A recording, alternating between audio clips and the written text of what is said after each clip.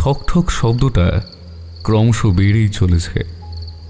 রাতের কুয়াশায় আচ্ছন্ন ছোট্ট 2 চালার মাটির বাড়িটিতে তখন সকলে গভীর ঘুমে ডুবে রয়েছে। বাইরে কালো আকাশ জুড়ে ঘন ঘন বিদ্যুৎ চমকে উঠছে। ঘরের ভেতরে জমাট বাঁধা অন্ধকারে একটা শরীর বাতাসে ভাসতে ভাসতে কড়িকাঠে গিয়ে ঠেকেছে। ঘরের ঠিক ওপরে বাঁশের ওপর খড় বিছিয়ে ছাদ তৈরি করা হয়েছে। সেই বাঁশে সরলার শরীরটা বারবার গিয়ে ঠেকছে। তার কপাল জুড়ে বিন্দু বিন্দু ঘামের প্রলেপ। আধ বোঝা চোখ দুটো দিয়ে শূন্যে 2 হাত তুলে কি যেন ধরার চেষ্টা করছে সে। পরনের লাল ছাপা শাড়ির আঁচল খড়ের বিছানায় এসে আলতো করে ছুঁয়ে যাচ্ছে বিছানায় অঘোরে ঘুমিয়ে থাকা একটি পুরুষের দেহ। ঘরের এক কোণে একরাশ জমাট বাঁধা অন্ধকার দাঁড়িয়ে রয়েছে।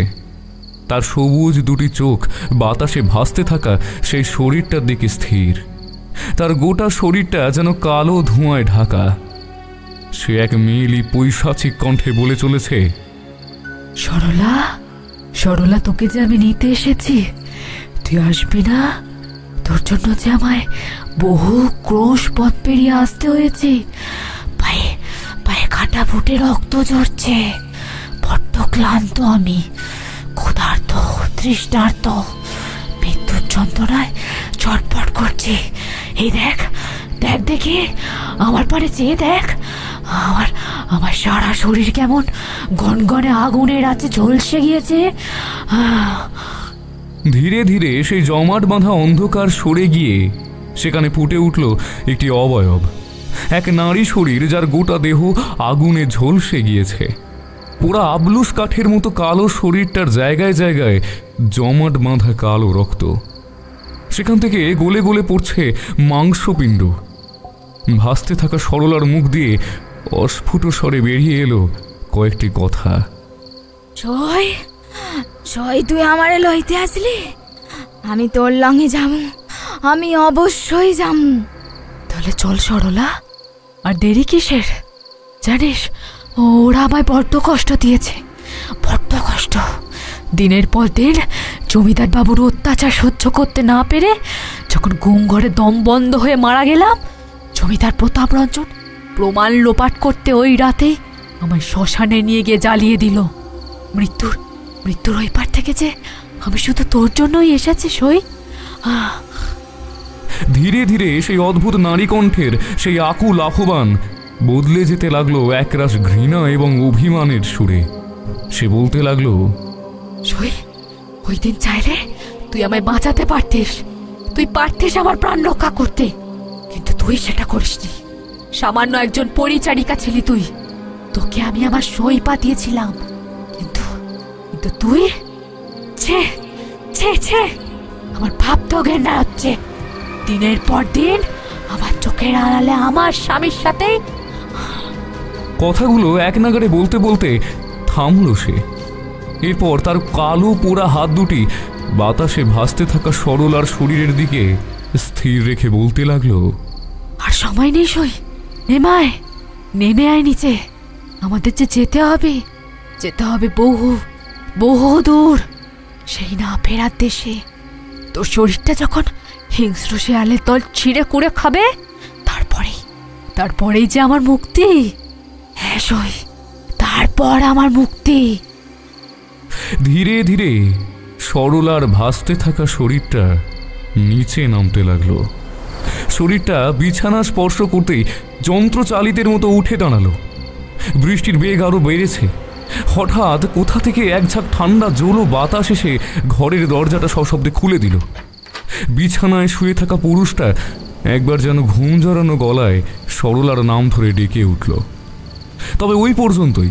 ঘুম কিন্তু তার মোটেই ভাঙল না। আজ যেন তাকে কাল ঘুমে পেয়েছে। খোলা দরজা দিয়ে একরাশ ঠান্ডা হাওয়ার সাথে সাথে বৃষ্টির ছাঁট ঘরের ভেতর এসে পড়ছে। ধিকি ধিকি জ্বলতে থাকা সেই সবুজ 2টি চোখ তার কালো পোড়া হাত দুটি বাড়িয়ে দিল সরলার দিকে। বিছানা থেকে উঠে দাঁড়িয়ে সরলা তার হাত দুটি স্পর্শ করল। তার চোখ দুটোতে তখনও যেন ঘোর লেগে রয়েছে। অদ্ভুত দর্শন সেই মহিলার হাতের মুঠো শক্ত করে ধরে বাইরে বেরিয়ে এলো সরলা। গোটা নিশীথপুর গ্রাম যেন গভীর ঘুমে আচ্ছন্ন। তীব্র বাতাসের সাথে সাথে ছড়িয়ে যাচ্ছে সেই মহিলার পোড়া শরীরটার মাংস পচা দুর্গন্ধ। ঘোর লাগা চোখে সরলা ওই মহিলার হাতের মুঠি আঁকড়ে ধরে সামনের দিকে এগিয়ে চলেছে। খানিক দূর এগোতেই দেখা গেল গ্রামের একদম শেষ প্রান্তে যে শ্মশান রয়েছে সেখানে কেউ যেন সযত্নে কাঠ দিয়ে একটি চিতা সাজিয়ে রেখেছে। শ্মশানের মাটিতে এদিক সেদিক পড়ে রয়েছে মানুষের মাথার খুলি, অস্থি, চামড়াবিহীন সেই করটিগুলির চোখ আর নাকের ফুটো দিয়ে বয়ে চলেছে ঠান্ডা বাতাস। এক অদ্ভুত শব্দ কানে ভেসে আসছে, মনে হচ্ছে কারা যেন সেই শ্মশানে খিলখিলিয়ে হেসে চলেছে। তাদের দুজনকে ঘিরে জড়ো হচ্ছে চাপ চাপ জমাট বাঁধা কালো অন্ধকার। সেই অন্ধকারে জলজল করে চলেছে কয়েকটি সাদা চোখ। সাজিয়ে রাখা সেই চিতার দিকে আঙুল নির্দেশ করে রাতের সেই কুহুকিনী বলে উঠল, এমনই এক রাতে এই মহাশ্মশানে আমাকেও পড়তে হয়েছিল সরলা। বড় কষ্ট হয়েছিল আমার। প্রথমে চুল পড়ল, যে চুলে তুই যত্ন করে খোপা করে রজনীগন্ধার মালা লাগিয়ে দিতিস। আমার কোমর ছাপানো এক ঢাল চুলে তেল লাগিয়ে দিতিস। সেই মুখে যাকে তুই বলতি আমার চাঁদ পানা মুখ দেখলে নাকি জমিদার বাবু বারবার ছুটে আসেন।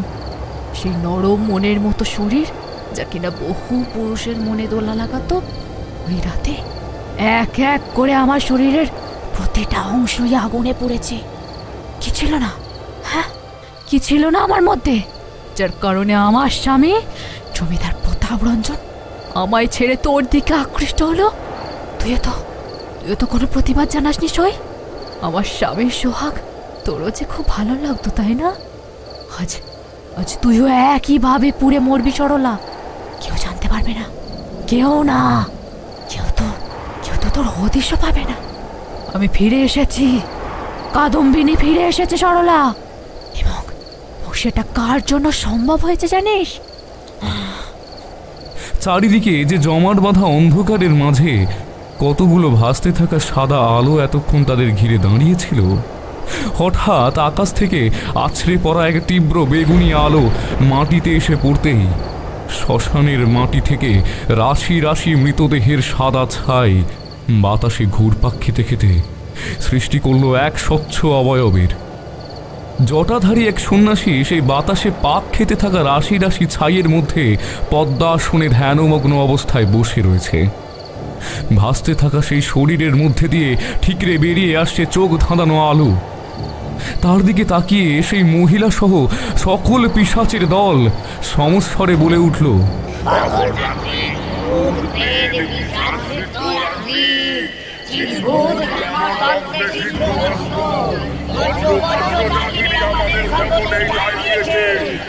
বাতাসে ভেসে থাকা শরীরটা ধীরে ধীরে মাটিতে নেমে এলো। এরপর সেই তান্ত্রিক মহিলা অর্থাৎ জমিদার গিন্নি কাদম্বিনীর দিকে তাকিয়ে বলল, আর বিলম্ব কিসের? দেহ শুদ্ধির সময় চলে এসেছে। আগুনের লেলিহান শিখা সরলার শরীরটাকে স্পর্শ করলেই যে মুক্তি আমারও ঘটবে বটে, তবে সেটা শুধু শরীর ত্যাগ করেছে। মানুষ আমায় দামরি বলেই চেনে। দামরির অর্থ যে তান্ত্রিক তন্ত্র শক্তি আয়ত্ত করতে নিজের ইচ্ছাতে প্রাণ বিসর্জন দিয়েছে। ঠিক একইভাবে গ্রামের মানুষের কাছে কাদম্বিনী নামের আড়ালে রয়েছে এক নিশি, যার ডাককে উপেক্ষা করতে পারে না। আমি তোমায় তোমার মৃত্যুর শোধ নিতে সাহায্য করছি। বিনিময়ে আমি তোমার শিকারের প্রাণ শক্তি শুষে নিয়ে আমার ক্ষমতাকে আরো বাড়িয়ে তুলব। না তোমার মৃত্যু বিফলে যাবে, আর না আমার আত্মত্যাগ। কথাগুলো বলে চিতার দিকে ঘুরে তাকালো বজ্রতান্ত্রিক। বিড়বিড় করে মন্ত্র পড়তে পড়তে অগ্নির আবাহন মন্ত্র জপ করতেই চিতায় দাউ দাউ করে আগুন জ্বলে উঠল। মন্ত্রমুগ্ধের মতো সরলা এক পা করে এগিয়ে গিয়ে সেই চিতার আগুনে শুয়ে পড়ল। কিন্তু এইবার একটা অন্য ঘটনা ঘটল। এতক্ষণ তন্দ্রাচ্ছন্ন অবস্থায় সরলা এত দূর এসেছিল, তার কোনো হুঁশ ছিল না। কিন্তু এইবার আগুনের তাপ তার সারা শরীর গ্রাস করা মাত্রই সে যেন গভীর ঘুম থেকে জেগে উঠল। সে চিৎকার করে বলে উঠল, বাঁচাও, বাঁচাও, আগুন লেগেছে, আমার সারা শরীর জ্বলে যাচ্ছে, কে কোথায় আছো, আমায় বাঁচাও। সে জ্বলন্ত চিতার আগুন থেকে উঠে বসল, আর ঠিক তখনই সে দেখতে পেল কাদম্বিনীর জ্বলে যাওয়া শরীর থেকে বাইরে ঠিকরে বেরিয়ে আসা দুই চোখের মণি তার দিকে স্থির হয়ে তাকিয়ে রয়েছে। কাদম্বিনী খিলখিল করে হেসে মুখ দিয়ে চুকচুক শব্দ তুলে বলে উঠল,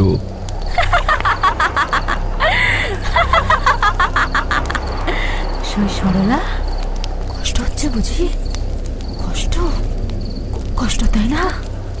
দিনের পর দিন তুইও তো একইভাবে আমায় কষ্ট দিয়েছিস, আমার স্বামীর সাথে সহবাস করেছিস, অথচ আমি তোকে অন্ধের মতো বিশ্বাস করেছি। তোকে আমি এত দূর টেনে এনেছি কারণ আমি তোকে সেই যন্ত্রণাটা অনুভব করাতে চাই যেটা আমি এতদিন ধরে পেয়ে এসেছি। ওই রাতে জমিদার বাবুর খাস মহলে আমি তোদের অন্তরঙ্গ ঘনিষ্ঠ মুহূর্ত নিজের চোখে দেখেছিলাম। আমি হুমকি দিয়েছিলাম যে জমিদারকে গোটা নিশিতপুর গ্রাম দেবতা জ্ঞানে পুজো করে সেই মানুষটা কতটা নোংরা, কতটা কদর্য সেটা সকলের সামনে তুলে ধরবো। একজন জাগরানির সাথে জমিদারের এমন গোপন প্রণয় যদি সকলে জেনে যেত না সই, তাহলে তার প্রজাবাৎসল্য, ন্যায়পরায়ণতার যে রূপ এই গ্রামের সকলে জানে সেটা নষ্ট হয়ে যেত। নিজের ভাবমূর্তি রক্ষা করতে ওই জমিদার আমায় প্রথমে গুদাম ঘরে বন্দি করে, তারপর আমার মুখ বন্ধ করার আপ্রাণ চেষ্টা করে। এমনকি তার অত্যাচারে আমার প্রাণ চলে গেলে রাতের আধারে তার পোষা লাঠিয়ালদের দিয়ে এই শ্মশানে আমায় পুড়িয়ে মারে। আজ আমার প্রেত শরীর এতটাই শক্তিশালী যে আমি গোটা প্রকৃতির শক্তিকে নিয়ন্ত্রণ করতে পারি। সবই যে গুরুর কৃপা। আমার তন্ত্র সাধনা সম্পন্ন হয়েছে মৃত্যুর পরে। তিনি যে আমায় তার ভৈরবী বানিয়েছেন। আজ থেকে আমি একে একে সকলকে শ্মশানে টেনে আনবো। সকলে জানে রাতের আধারে আমি পুরুষের সাথে পালিয়ে গিয়েছি। জমিদার শুধু আমায় হত্যাই করেনি, বরং সে নিজের ভাবমূর্তি বাজাতে আমার চরিত্রকে কুলসিত করেছে। একটি চিঠিতে আমার গৃহত্যাগী হওয়ার কারণ হিসেবে পুরুষকে উল্লেখ করে আমায় পোড়ানোর আগেই আমার হাতে চাম নিয়েছে। একদিকে শরীর লোপাট, অন্যদিকে চরিত্রের বদনাম। এক মাথা সিঁদুর নিয়েও কলঙ্কের বোঝা মাথায় নিয়ে আগুনে পুড়েছি আমি। আর তাই তুইও আজ আমার মতো মরবি সরলা।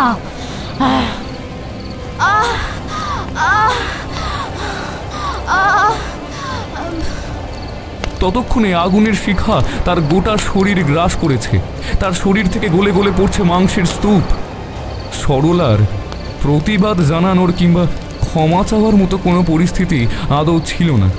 পুড়তে থাকা সেই দেহ থেকে শুধুমাত্র একটাই চিৎকার রাতের বাতাসে ছড়িয়ে পড়তে লাগলো, বাঁচাও, কে আছো, বাঁচাও, আমার মারি ফেললো গো, বাঁচাও। গল্পটি শোনার আগে কমেন্ট বক্সের পাশে থাকা হাই বাটনটায় একবার ক্লিক করে দেবেন, যাতে আমাদের এই গল্পটা আরও মানুষের কাছে পৌঁছে যেতে পারে। বাঙালির নিশ্চিত যাপন কথাটির অন্তর্নিহিত অর্থ বলতে আমরা ঠিক কী বুঝি? সংসারের চিন্তা কিংবা অর্থকষ্টে ঘুম না আসা কিংবা ওই নিদ্রাহীন রাত্রি। তবে আমার ক্ষেত্রে ব্যাপারটা একটু আলাদা। বেশ কিছুদিন ধরে রাতে ঠিকমতো ঘুম আসছে না। পাড়ার মোড়ে কবিরাজের দোকান থেকে এক শিশি ওষুধ নিয়ে এসেছি বটে, তবে ভালো কাজ করছে না। তিনি বলেছেন যে দুশ্চিন্তা নাকি এই অনিদ্রা রোগ। সরকারি অফিসে চাকরি করি, মাস গেলে মোটা মাইনে হাতে আসে, তাহলে আবার আমার দুশ্চিন্তা কিসে? না, ঠিক দুশ্চিন্তা নয়, আসল কারণটা একটু আলাদা। তাহলে খুলেই বলি। কাল সন্ধ্যায় অফিস থেকে ফেরার পথে একবার কলেজ স্ট্রিট গিয়েছিলাম ওই বই কিনতে।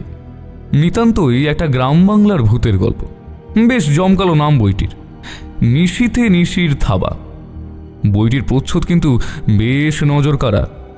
একটি মাটির বাড়ির ভেতর গলায় দড়ি দিয়ে একটা লাশ ঝুলছে এবং লাশের ঠিক সামনে দাঁড়িয়ে রয়েছে এক অশরীরী ছায়া শরীর। তবে আমার অনিদ্রার কারণ এই বইটি নয়, বরং বইয়ের বিষয়বস্তু। হয়তো আপনারা শুনলে ভাববেন আমার মতে ভ্রম হয়েছে।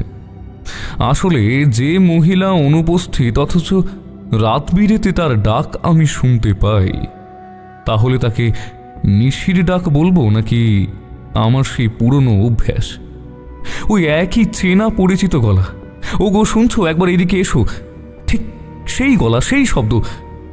আসলে আমার স্ত্রী বিগত দিনখানেকের জন্য বাপের বাড়ি গিয়েছে। আমি যেতে পারিনি, কারণ হঠাৎ করে সরকারি অফিসে ছুটি পাওয়া যায় না, সম্ভব নয়। তাই অভ্যাসবশত এই ডাক আমি প্রতি রাতে শুনতে পাই, কখনো আমার ঠিক পেছন থেকে, কখনো বা পাশের ঘর কিংবা কলতলা থেকে। এতদিন ধরে তারানাথের মুখ থেকে যেসব শিউরে ওঠা গল্প শুনে এসেছি, তারই সাথে এতদিন ধরে একা থাকার কুফল এবং সর্বোপরি আমার গিন্নি মানে চৈতির অনুপস্থিতিতে তার অস্তিত্ব অনুভব করা, এই সব মিলিয়ে রাতে ঘুমটা তেমন হচ্ছে না। রেডিওতে আকাশবাণী চ্যানেলে রবি ঠাকুরের গান শুনতে শুনতে আরাম কেদারায় বসে গরম চায়ে চুমুক দিয়ে মনে মনে ভাবছিলাম কিশোরী আর তারানাথের কথা।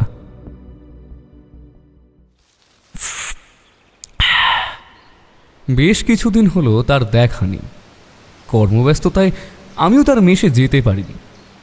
এদিকে আজ রবিবারের এক অলস সকাল, ভাবলাম যাই কিশোরীর মেশে গিয়ে তাকে বগল দাবা করে একেবারে তারানাথের মটলেনের বাড়িতে গিয়ে হাজির হই। আকাশটা বেশ মেঘলা করেছে। শ্রাবণ মাসের এই মেঘলা সকালে ঘরে বসে না থেকে চাটা শেষ করে আমি উঠে দাঁড়ালাম।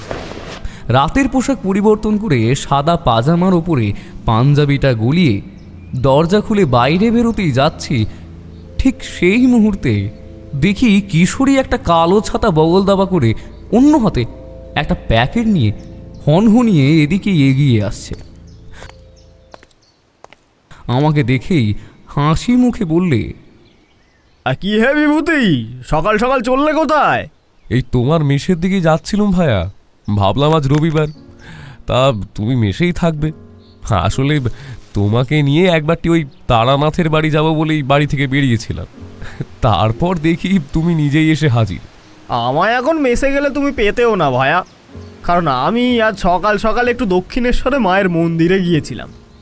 একটু আগেই ফিরেছি বটে, তবে ওই মেসে না ঢুকে না সোজা তোমার বাড়িতে চলে এসেছি। সাথে করে মায়ের প্রসাদও এনেছি।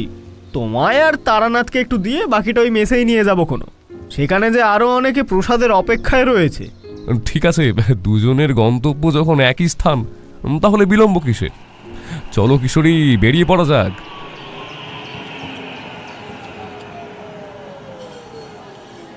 ট্রামে চেপে যখন মটলেনে এসে দাঁড়ালাম, তখন আকাশের মুখ ভার হয়ে এসেছে। রাস্তার মোড়ে একটি দোকান থেকে এক প্যাকেট পাশিংশ কিনে তারানাথের বাড়ির সামনে এসে দেখতে পেলাম বাইরে একজোড়া পাম্প শু। বুঝতে পারলাম ভেতরে নিশ্চয়ই কেউ এসেছে, সম্ভবত তারানাথের কোনো মক্কেল, হয়তো হাত দেখাতে এসেছে। আমি দরজায় টোকা মারতেই চারি এসে দরজা খুলে দিল। আমাদের দেখে বললে, আরে কাকা বাবুরা যে আজ সকালেই এসেছেন, দেখে বড় ভালো লাগলো। আমি বললাম, হ্যাঁ চারিমা, আসলে রবিবারের গোটা দিনটা ঠাকুরমশাইয়ের সান্নিধ্য পাওয়ার আশা নিয়ে চলে এসেছি। সাধারণত ওই সন্ধেবেলায় আমাদের আগমন ঘটে, তবে আমার স্ত্রী বাড়িতে নেই, ঘরে একাই ছিলাম। আর এদিকে তোমার কিশোরী কাকাও এসে হাজির, তাই ভাবলাম যাই একবার ঘুরে আসি। আচ্ছা, আজ কি কোনো অতিথির আগমন ঘটছে নাকি? না বাইরে দেখলাম একজোড়া জুতো পরে রয়েছে। প্রশ্ন করলো কিশোরী। হ্যাঁ কাকা বাবু, বাবার একজন মক্কেল ওই কী সব ঘরের দোষ কাটাতে এসেছে, যতদূর চা দিতে গিয়ে দেখতে পেলাম। আপনারা ভেতরে গিয়ে বসুন, আমি আপনাদের জন্য চা নিয়ে আসছি। চারি রান্নাঘরের দিকে পা বাড়াতে আমরা দুজনে ঠাকুর মশাইয়ের ঘরের মধ্যে প্রবেশ করতেই দেখি তারানাথ তার একটি হাত ত্রিশূলের ওপর রেখে চোখ বন্ধ করে সামনে বসে থাকা কোট প্যান্টালুন পরা সাহেব সুলভ বাঙালি ভদ্রলোকের ঠিক কপালের মাঝে হাত রেখে বিড়বিড় করে কী সব যেন বলে চলেছে। তোমার বাবার যে আজও মুক্তি ঘটেনি, জাগতিক লোভ এবং সংসারের প্রতি তীব্র মোহ তাকে আজও ওই বাড়ির ভিটেতে বেঁধে রেখেছে। তোমার বারবার তার ডাক শুনতে পাওয়া, মাঝরাতে হঠাৎ করে ঘুমের ঘোরে চেনা গলার ডাক শুনে বেরিয়ে আসা, এই সব ঘটছে একটাই কারণে। তোমার বাবা চাইছেন যাতে তুমি আত্মহননের পথ বেছে নিয়ে তার কাছে ওই পরলোকের বাসিন্দা হয়ে যাও। এটি তোমায় অনিদ্রা এবং দুশ্চিন্তার কারণ। তবে চিন্তা করো না, কাল আমি তোমাদের বাড়ি গিয়ে গোটা বাড়িটা মন্ত্র পড়ে বেঁধে দিয়ে আসব। তোমার বাবার আত্মার সদ্গতির জন্য প্রার্থনা করব এবং এক যজ্ঞের আয়োজন করব। আশা করি মায়ের ইচ্ছে তোমার বাড়িতে শান্তি ফিরে আসবে। চোখ মেলে চাইল তারানাথ। আমাদের দেখে সহাস্যে বলে উঠল, আরে এসে পড়েছ তোমরা, বসো বসো। আমরা ওই ভদ্রলোকের পাশে গিয়ে বসতেই তারানাথ বললে, আলাপ করিয়ে দিই, উনি হচ্ছেন বিশ্বম্বর মহাপাত্র। বেশ কিছুকাল যাবৎ উনি দুশ্চিন্তায় ভুগছিলেন, তাই আমার কাছে ছুটে এসেছেন। বিশ্বম্বরবাবুর সাথে নমস্কার এবং প্রতি নমস্কারের পালা সাঙ্গ হতেই বছর 30-এর দীর্ঘ রিজু চেহারা সেই যুবক আমাদের দিকে চেয়ে বললেন, আর বলবেন না মশাই, আমি পেশায় ব্যারিস্টার। লন্ডন থেকে পড়াশোনা শেষ করে কলকাতার পৈতৃক ভিটেতে উঠে এসেই যত বিপত্তি। ভাবলুম এখানে প্র্যাকটিস করে 2 পয়সা উপার্জন করব, কারণ বিদেশে থাকা খাওয়ার খরচ বহন করা বেশ কষ্টসাধ্য। আর তার মধ্যেই তো এসব কাণ্ড। কাণ্ডটা যে ঠিক কি তার খানিকটা আঁচ পেলেও পুরো ব্যাপারটা তখনও বুঝে উঠতে পারিনি। বিশ্বম্বরবাবু উঠে ষষ্ঠাঙ্গে তারানাথকে প্রণাম করে উঠে দাঁড়ালেন। আরে আরে ঠিক আছে ঠিক আছে। বিদেশি আদব কায়দায় মানুষ এই বিশ্বম্বরবাবুকে দেখলে বেশ শ্রদ্ধা হলো, কারণ বিদেশে পড়াশোনা করলেও ভারতীয় সংস্কৃতি তিনি মোটেও ভুলেননি। তিনি উঠে দাঁড়ালেন, তারানাথকে উদ্দেশ্য করে বললেন, আমি আসি ঠাকুর মশাই, ওইদিকে চেম্বার খোলার সময় হয়ে গেল। তারানাথ বললে, ঠিক আছে, তবে আজ রাতে কোনো চেনা মানুষের গলা শুনে ভুলেও কিন্তু বাইরে বেরোবে না। আজকের রাতটুকু সাবধানে থেকো, কাল তো আমি যাচ্ছি, আশা করি আর কোনো সমস্যা হবে না। লোকটা চলে যেতেই আমি তারানাথকে বললাম, ব্যাপারটা কি ঠাকুরমশাই? তারানাথ হেসে জবাব দিল, তার আগে বলো, তোমার ব্যাপারটা কি? চোখের তলায় মোটা কালো কালি, শরীর রোগা হয়ে গিয়েছে, রাতে ঠিক মতো ঘুমোতে পারছো না বোধ হয়। হ্যাঁ ঠাকুরমশাই, আসলে আপনার বৌমা বাড়িতে নেই। এদিকে রাত নামলেই কেন জানি না শরীরটা ভারী হয়ে ওঠে। মাঝে মধ্যে মনে হয় আমার গিন্নি যেন আমায় ডাকছে। ঘরে ঢোকার পর আপনি ওই ভদ্রলোককে যা যা বলছিলেন তার খানিকটা আমাদের কানেও এসেছে। আমারও যে ওনার মতোই সমস্যা হচ্ছে, কিন্তু আমার স্ত্রী সে তো বহাল তবিয়তে রয়েছে। আমি যে কিছুতেই বিষয়টা মেলাতে পারছি না। আমার এই কথা শুনে তারানাথ এইবার হু হু করে হেসে উঠল।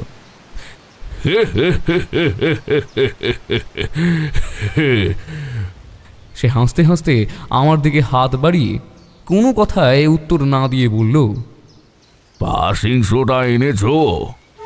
আমি কোনো কিছু বুঝতে না পেরে পাসিংসো সিগারেটের একটা প্যাকেট তার দিকে বাড়িয়ে দিতেই তারানাথ হাত বাড়িয়ে প্যাকেটটা নিয়ে তার মধ্যে থেকে একটি সিগারেট বার করে ঠোঁটে গুঁজে তাতে অগ্নিসংযোগ করে এক মুখ ধোঁয়া ছেড়ে বললেন,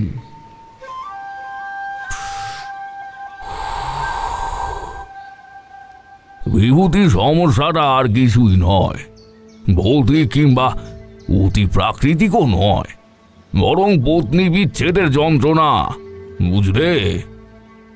আসলে সে যতক্ষণ তোমার সামনে থাকতো ততক্ষণ তার ডাক, তার আওয়াজ তুমি শুনতে পেতে। তোমার মস্তিষ্ক এবং কান ওই ডাক শুনতে অভ্যস্ত এবং তার অনুপস্থিতিতে তুমি সেগুলোই শুনতে পাও। এখানে ভয়ের কিছুই নেই। আসলে আমরা যারা যেই জায়গায় যেসব মানুষের সাথে দিন রাত থাকি, আমাদের প্রিয় মানুষগুলোর অনুপস্থিতিতে তাদের কথা শুনতে পাওয়া বা তাদের ডাক আমরা অনুভব করি। তাই এই সব নিয়ে বিশেষ ভেবো না বা ভয়ও পেও না। সবটাই হচ্ছে শ্রুতিভ্রম, অথবা বলতে পারো স্মৃতির প্রতিফলন। স্মৃতির প্রতিফলন? বিষয়টা ঠিক বুঝলাম না। প্রশ্ন করল কিশোরী। হ্যাঁ কিশোরী, স্মৃতির প্রতিফলন। সহজ করে বলতে গেলে ওই স্থান ব্যক্তির সাথে যুক্ত নানান স্মৃতি, ডাক, তার প্রিয় বস্তু, এই সবই আমাদের দৈনন্দিনের অভ্যেসের মধ্যে পড়ে। তাই কেউ মারা গেলে বা সেই স্থানে উপস্থিত না থাকলে তাদের প্রতি আমাদের যে গভীর আবেগ রয়ে গিয়েছে, তার ফলে অনেক সময় আমরা তাদের ডাক বা তাদের উপস্থিতিও টের পাই। গোটা বিষয়টি মানসিক স্তরের সাথে যুক্ত। তবে কিছু ক্ষেত্রে অবশ্য ব্যাপারটা আলাদা। এই যেমন বিশ্বম্ভর, সে কিন্তু তার বাবাকে মোটেই যে ভুল দেখছে বা তার ডাক যা সে শুনছে সেটা যে শ্রুতিভ্রম এমনটা কিন্তু নয়। এই ঘটনার সাথে আমার জীবনে ঘটে যাওয়া আরও একটি ঘটনার মিল রয়েছে। তবে তার আগে বিশ্বম্ভর যে সমস্যা নিয়ে আমার কাছে ছুটে এসেছিল সেটা ছোট্ট করে বলে রাখি।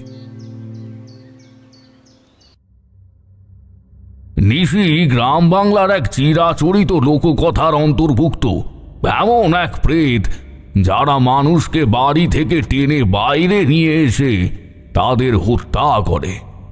কিছু ক্ষেত্রে এই নিশিকে পাঠানো হয়, আবার কিছু ক্ষেত্রে প্রেত জনিতে আটকে পড়ে।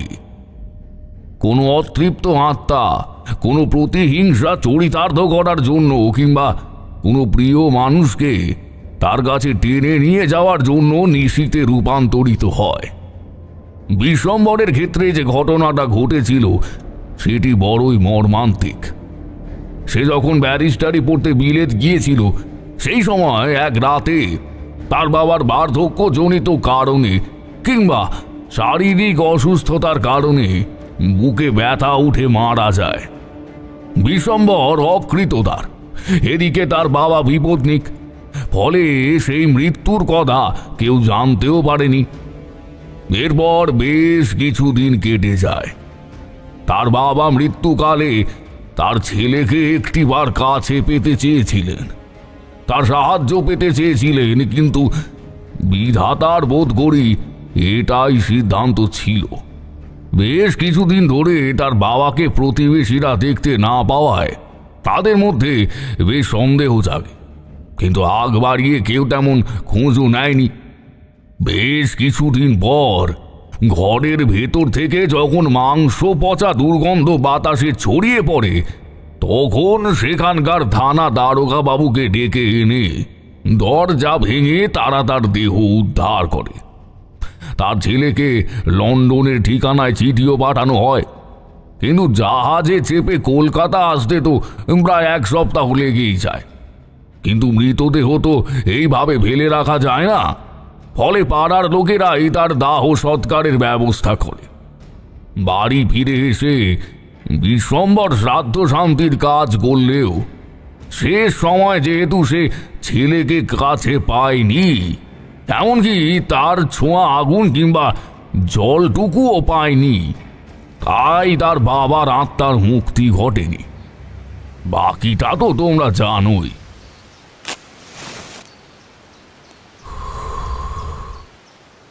তবে এমনই এক নিশির সাথে নিশিতপুর গ্রামে আমার সাক্ষাৎ হয়েছিল বটে। সেই কাহিনী আমি আজ তোমাদের শোনাব। তারানাথের এমন কথা শুনে এইবার আমি বলে উঠলাম, আমার আর বিশ্বম্ভরবাবুর ঘটনা যে আলাদা সেটা না হয় বুঝলাম, তবে আমিও বেশ কিছুদিন ধরে এমনই এই নিশির একটা গল্প পড়ছিলাম ঠাকুরমশাই। সেখানে যে নিশির উল্লেখ রয়েছে সেটি বড়ই ভয়ঙ্কর। গ্রামের এক মরণাপন্ন প্রভাবশালী ব্যক্তিকে বাঁচাতে সেই ব্যক্তির পরিবারের কয়েকজন এক তন্ত্র সাধককে ডেকে আনে।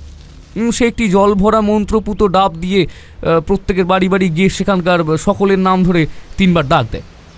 যে সাড়া দেয় তার আত্মাকে ওই ডাবের জলে বন্দি করে সেই জল ওই মরণাপন্ন রোগীকে খাওয়ালেই সে সুস্থ হয়ে ওঠে এবং দীর্ঘ জীবন লাভ করে। হ্যাঁ বিভূতি, তোমার অনিদ্রার কারণ ওই গল্প বটে।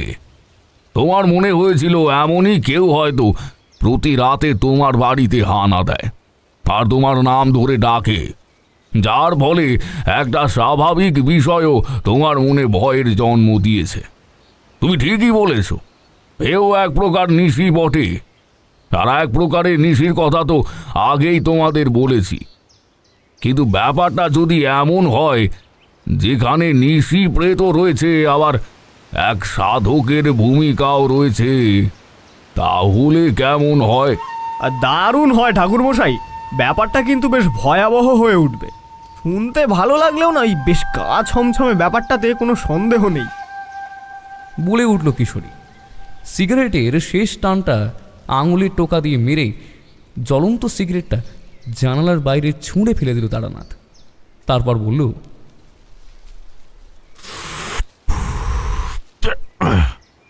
দেখো, গা ছমছমে কিনা জানি না, তবে নিঃসন্দেহে ভয়াবহ তো বটেই।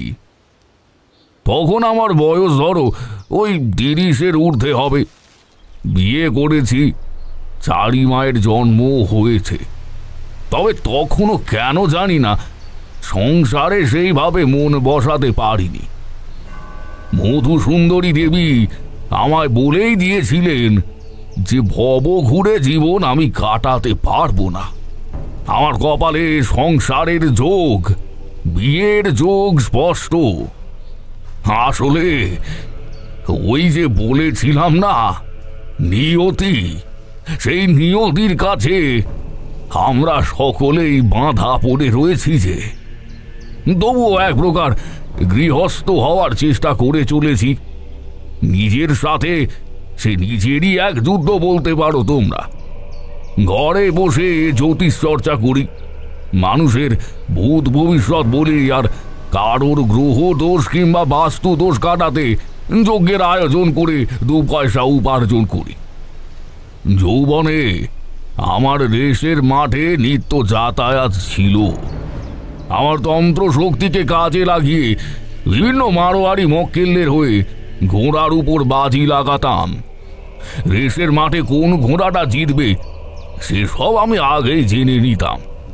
তবে সেই সব খারাপ পথে উপার্জন করা অর্থ সবই চলে গিয়েছে।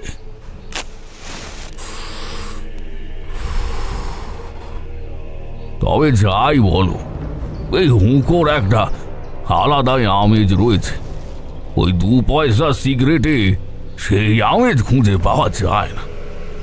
যাই হোক, এমনই এক সময়ে ঘরের দাওয়ায় বসে হুঁকোয় তামাক ভরে সেবন করছি।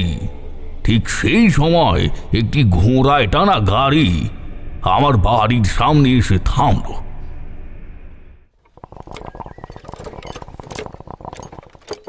গাড়িটা এসে থামতে এই গাড়ির কোচওয়ান চালকের আসন থেকে নিচে নেমে আমার দিকে এগিয়ে এলো। সে বড়ই কর্কশ গলায় আমায় প্রশ্ন করল, তারানাথের বাড়িটা কোন দিকে বলতে পারেন? কোচওয়ানের বেশভূষা দেখে স্পষ্ট বুঝতে পারলাম এ নিঃসন্দেহে কোনো ধনী ব্যক্তির কাছে কাজ করে। মাথায় জরির কাজ করা পাগড়ি, পরনে ঝলমলে পোশাক, অনেকটা যেন কলকাতার মঞ্চে যারা জাদুর খেলা দেখায় তারা যেমন পোশাক পরে অনেকটা তেমনই বলতে পারো তোমরা। তার গলায় ঝরে পড়ছে ঔদ্ধত্য। ভাবলাম সামান্য একজন চালকের যদি এমন আচরণ হয়, এমন পোশাক হয়, তাহলে না জানি এর মালিক কত ধনবান হবে। মনে মনে বেশ কৌতুক হলো। আমি তাকে পাল্টা প্রশ্ন করলাম, কেন, তাকে কিসের প্রয়োজন? সে আমায় বললে, প্রয়োজনটা আমার নয়, বরং গিন্নি মায়ের। তিনি নিশীথপুর গ্রামের জমিদার প্রতাপ রঞ্জনের স্ত্রী শৈলবালা দেবী। উনি তারানাথ তান্ত্রিকের দর্শন প্রার্থী। উনি কি গাড়ির ভেতরেই রয়েছেন? আগে হ্যাঁ, তবে আপনি যদি তারানাথের ঠিকানাটা বলে দেন তাহলে ভালো হয়। আমি তাকে বললাম, প্রয়োজনটা যখন ওনার, উনি কি নিজে গাড়ি থেকে নামতে পারছেন না? আপনাকে কেন পাঠিয়েছে? চালক বেশ ঝাঁঝের সাথে আমায় বললে, সে কথা আমি আপনাকে কেন বলতে যাব? আপনি তো অদ্ভুত লোক মশাই। আমি দাওয়া ছেড়ে উঠে দাঁড়িয়ে তার চোখে চোখ রেখে বললাম, জবাব দেবেন, কারণ আমি তারানাথিক। আমার দিকে তাকিয়ে আমার আপাদ মস্তক একবার ভালোভাবে জরিপ করে নিয়ে তারপর সেই লোকটি বলল, আপনি যে তারানাথ তান্ত্রিক তার প্রমাণ কি? আপনাকে তো দেখে মোটেও সিদ্ধ তান্ত্রিক সন্ন্যাসী বলে মনে হচ্ছে না। আপনার রক্তবস্ত্র কোথায়? কপালে রক্তচন্দনের তিলক কই? আমি তাকে জবাব দিলাম, সে আমার ব্যক্তিগত বিষয়, আমি ওসব পারি না, পারার প্রয়োজনও বোধ করি না, কারণ আমি শুধুই মহামায়ার এক একনিষ্ঠ সেবক মাত্র। তা প্রয়োজনটা কি আপনি বলবেন নাকি উনি? আমরা যখন এমন কথোপকথনে ব্যস্ত, সেই সময় দুই জোড়া সাদা ধবধবে হাত গাড়ির বাইরে বেরিয়ে এলো। হাত দুটি ইশারায় নেড়ে চালককে তার দিকে দৃষ্টি আকর্ষণ করল। শুনতে পেলাম একটা গলা, একজন মহিলার কণ্ঠ।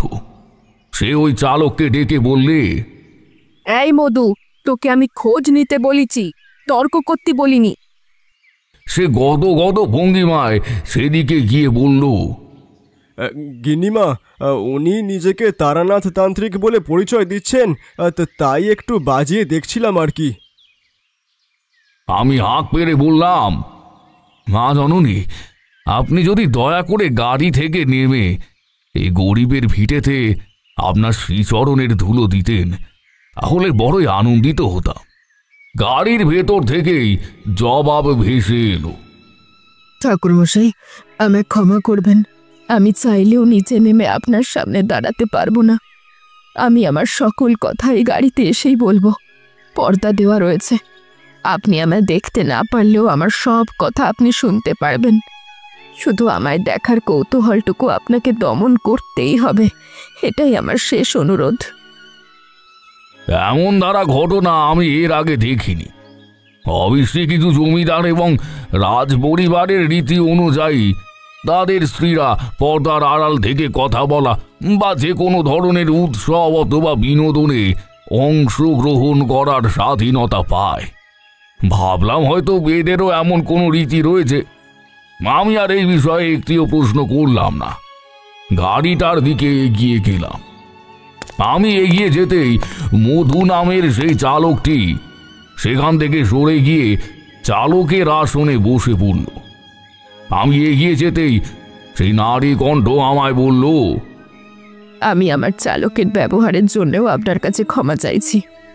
আপনি এক মহান সাধক।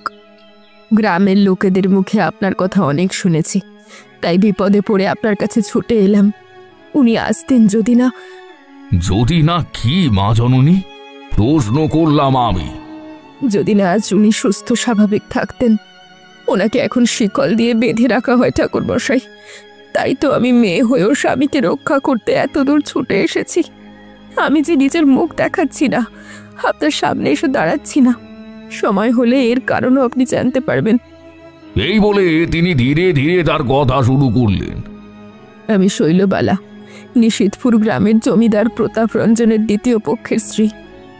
আমার বাবা নিশীথপুর গ্রামের পাশের আরেকটি গ্রাম বিনু গ্রামের জমিদার। নিশীথপুর নামে এক অজানা অভিশাপ নেমে এসেছে ঠাকুরমশাই। এক এক করে মানুষ রাতের অন্ধকারে হারিয়ে যাচ্ছে। রাত নামলেই গায়ের মানুষগুলো কেমন যেন ভয় সিটিয়ে যাচ্ছে। এক এক অজানা নারী কণ্ঠ, যার আওয়াজ শুনে তারা বাইরে বেরিয়ে আসছে এবং তারপর তাদের আর কোনো খোঁজ মিলছে না। তবে একটা কথা, যেদিন যেদিন তারা নিখোঁজ হচ্ছে, গ্রামের শ্মশানে একটি করে অতিরিক্ত চিতা জ্বলতে দেখা যাচ্ছে। আমরা শ্মশানের ডোমকে জিজ্ঞাসাবাদ করেও দেখেছি, সে এই কাজ করেনি। ঘটনার দিনগুলোতে তাকে নাকি অদ্ভুত এক কাল ঘুমে পেয়ে বসে, তার দু চোখের পাতা ভারী হয়ে আসে। আমরা নিখোঁজ হয়ে যাওয়া মানুষগুলোর পরিবারের লোকদেরও জিজ্ঞেস করেছিলাম, তাদেরও একই বক্তব্য। শুধু একজন বলতে পেরেছিল, যেদিন তার স্ত্রী নিখোঁজ হয়ে যায়, ওই রাতে এক অদ্ভুত মায়াবী মেয়েলি কণ্ঠের ডাক সে শুনতে পায়। যারা নিখোঁজ হচ্ছে তারা কোনো না কোনোভাবে জমিদার বাড়ির সাথে যুক্ত। কেউ হয়তো জমিদার বাড়িতে কাজও করে বা করত। সম্প্রতি সরলা বলে একজন, যে কিনা আমাদের জমিদার বাড়িতেই জমিদারবাবুর আগের পক্ষের স্ত্রীর খাস দাসী ছিল, এমনই এক রাতের অন্ধকারে সে রাতারাতি উধাও হয়ে যায় এবং পরের দিন আরও একটি চিতা জ্বলতে দেখা যায়। অনুসন্ধান করে মৃতদেহের সাদা ছাই ছাড়া আর কিছুই খুঁজে পাওয়া যায়নি। তাই ওটা সরলার চিতা ছিল কিনা সেটা হলফ করে বলতে পারিনি ঠাকুরমশাই। আমার বিয়ে হয়েছে প্রায় 1.5 বছর। জমিদারবাবু নিজেই সম্বন্ধ নিয়ে এসেছিলেন। ওনার বয়স অনেকটা বেশি, কিন্তু তবু আমার বাবা রাজি হয়েছিলেন। কারণ একটাই, সম্প্রতি একটি জমিকে কেন্দ্র করে আমার বাবা আর স্বামীর মধ্যে বিবাদের সৃষ্টি হয়েছিল। কেউ নিজেই অধিকার ছাড়তে প্রস্তুত নয়। কোর্টে বেশ কিছু বছর মামলা চলার পর জমিদার প্রতাপ রঞ্জন জিতে গেলেন। তখন তিনি আমার বাবাকে বললেন যে ওই জমি উনি যৌতুক হিসেবে ফিরিয়ে দেবেন যদি উনি ওনার সাথে বিয়ে দেন আমায়। ব্যাপারটা এতটা হলেই ভালো ছিল, কিন্তু এরপরেই তো ঘটতে থাকে একের পর এক ঘটনা। বিয়ের রাতে আমি সোহাগ করার সময় কড়ি কাঠের দিকে তাকিয়ে কাকে যেন দেখে তিনি প্রচণ্ড ভয় পেয়ে যান। তিনি যে কি দেখেছিলেন সেটা অনেক পরে বুঝতে পেরেছিলাম।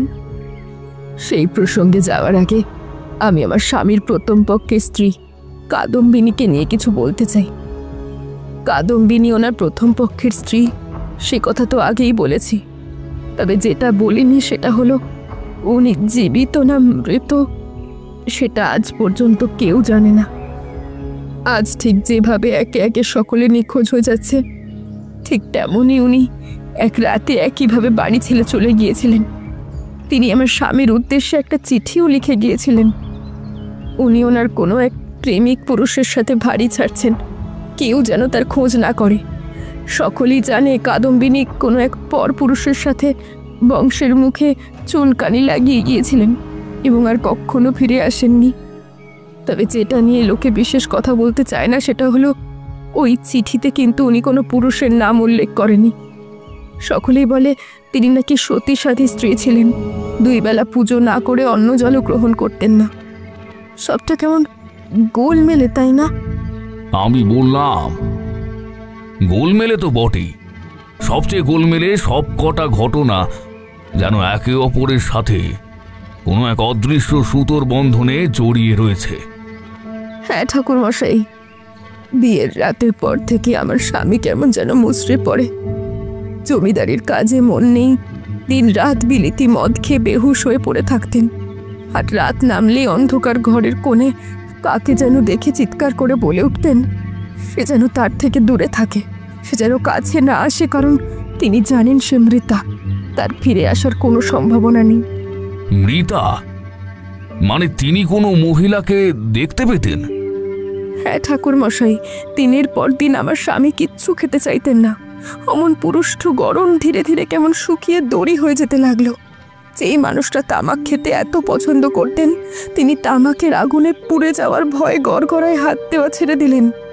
খাওয়ার সময় পাতের দিকে তাকিয়ে চিৎকার করে বলতেন যে সেখানে খাবার কোথায়, সেখানে নাকি কতগুলো পোড়া মাংসের টুকরো আর ছাই পড়ে আছে।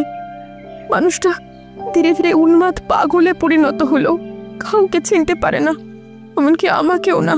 চাকর বাকর কেউ খাবার নিয়ে এলে তার দিকে তেড়ে আসে, তাদের গলা চেপে ধরে বিড়বিড় করে বলে যে তারা নাকি তাকে ফিরিয়ে এনেছে।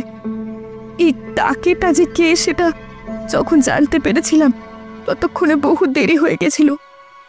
ততদিনে ওনাকে খানিক বাধ্য হয়ে জানলার সাথে মোটা শেকল দিয়ে বেঁধে রাখতে বাধ্য হয়েছিলাম, কারণ ছাড়া পেলেই তিনি কাউকে না কাউকে আক্রমণ করছিলেন। আমি শাস্ত্রপাঠ শিখেছি ঠাকুরমশাই, অক্ষর জ্ঞান আমার আছে। কোনো আত্মা ভূত প্রেত যে এই কাজ করছে এমনটা মানতেও মন সাই দেয় না। এইসব ঘটনার পর রাতে আমি একাই ঘুমাতাম। এমন এক রাতে আমার ঘরে লণ্ঠন জ্বালিয়ে আমি ঘুমিয়েছিলাম। জানলাটা খোলা ছিল, সেখান দিয়ে মৃদুমন্দ দক্ষিণের বাতাস ঘরে এসে প্রবেশ করছিল। তখন প্রায় মধ্যরাত। হঠাৎ বুকের কাছে একটা অদ্ভুত চাপ অনুভব করায় আমি চোখ মেলতে যে দৃশ্য দেখতে পেলাম তা আজও ভুলতে পারি না। আমি দেখলাম একটা শরীর, সাধারণ শরীর নয়, বরং পচা গলা আগুনে ঝলসানো। সে দু পা দুদিকে করে আমার বুক দুই হাত রেখে বসেছিল। আমি চোখ মেলতে আমায় বলল আমায় নাকি সে চেনে। সেও জানায় সে রূপের মোহে অন্ধ হয়ে জমিদার বাবুর দ্বিতীয় বিয়ে করেছেন। সেই রূপ সে নষ্ট করে দেবে। সে আমায় প্রাণে মারবে না, তবে এমন কিছু করবে যাতে আমি আর লোক সমাজে মুখ দেখাতে না পারি। যেভাবে তার সম্মান ক্ষুণ্ণ হয়েছে, যেভাবে আজ সে কলঙ্কিত, যেভাবে আজও তাকে সকলে ঘৃণার চোখে দেখে, আজ থেকে আমাকেও সকলে দেখে আটকে উঠবে। আমি বিছানা ছেড়ে উঠতে গেলে সে হাত বাড়িয়ে সে চলতে থাকা লণ্ঠনের ঢাকনি খুলে গোটা কেরোসিন আমার গায়ে ছিটিয়ে দেয় এবং তারপর তার বিরাট হা হয়ে থাকা মুখ থেকে বেরিয়ে আসে লেলিহান আগুনের শিখা। আমার চিৎকার শুনে যখন সকলে ছুটে আসে, ততক্ষণে আমার দুটো হাত আর পায়ের খানিক অংশ বাদ দিয়ে শরীরের বাকি অংশ ঝলসে পুড়ে যায়। বেশ কিছু বছর ধরে সদরে আমার চিকিৎসা চলল। এখন কথাটুকুই বলতে পারি, এই যা। সেই রাতে দেখা সেই মহিলা, তার বলা প্রত্যেকটা কথা আমি আজও বুঝতে পারিনি, জানতেও পারিনি তার পরিচয়। তবে তারপর থেকে তাকে আর কখনো দেখিনি। আমি যদিও বা বেঁচে রইলাম, কিন্তু জমিদার বাড়ির লাঠিয়াল চাকরেরা একের পর এক অস্বাভাবিকভাবে গায়েব হয়ে যাচ্ছে। তারপর ওই একটি করে অতিরিক্ত চিতা দেখা যাচ্ছে, শুধু সেই মানুষটাকে খুঁজে পাওয়া যাচ্ছে না। আশা করি এইবার আপনি বুঝতে পারছেন যে আমি কি বলতে চাইছি। আমি কোনো পর্দার আড়ালে রয়েছি কিংবা কেনই বা মধু আপনাকে বিশ্বাস করতে চাইনি, কারণ আমরা তো আদৌ জানি না কি এই অদৃশ্য আততাই যে দিনের পর দিন আমাদের গ্রামে তাণ্ডব চালিয়ে যাচ্ছে। এইবার আমি সবটা বুঝতে পারলাম, শুধু একটি বিষয় ছাড়া। মনে মনে বেশ সন্দেহ হলো, একজন প্রেতের এতটাও ক্ষমতা নেই যে কোনো বাধা ছাড়া এইভাবে একের পর এক মানুষকে রাতারাতি গায়েব করে ফেলবে। তাছাড়া তার সাথে নিঃসন্দেহে জমিদার বাড়ির কোনো না কোনো যোগসূত্র নিশ্চয়ই রয়েছে, তবে সেখানে না গেলে তা আমি জানতে পারবো না। প্রথম সূত্র হচ্ছে চিতা। প্রতিবার কেউ না কেউ নিখোঁজ হওয়ার পর সেই চিতা জ্বলে। জমিদার বাবুর প্রথম স্ত্রীর নিখোঁজের দিনও এমন চিতা জ্বলেছিল। দ্বিতীয় সূত্র হচ্ছে অন্তর্ধান।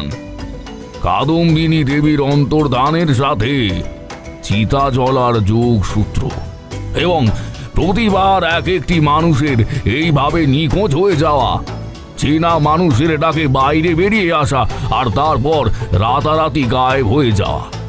না, সব কটা ঘটনা যেন একই সাথে জড়ানো। তাছাড়া শৈলবালা দেবীর শারীরিক সৌন্দর্যকে নষ্ট করে দেওয়ার সাথে সমাজে মুখ দেখাতে না পারার যে ষড়যন্ত্র রচিত হয়েছে, তার সাথে কাদম্বিনী দেবীর পরপুরুষের সাথে পালিয়ে যাওয়ার বদনাম। কেন জানি না, সবটাই যেন পয়সার এপিঠ আর ওই পিঠ মনে হচ্ছে।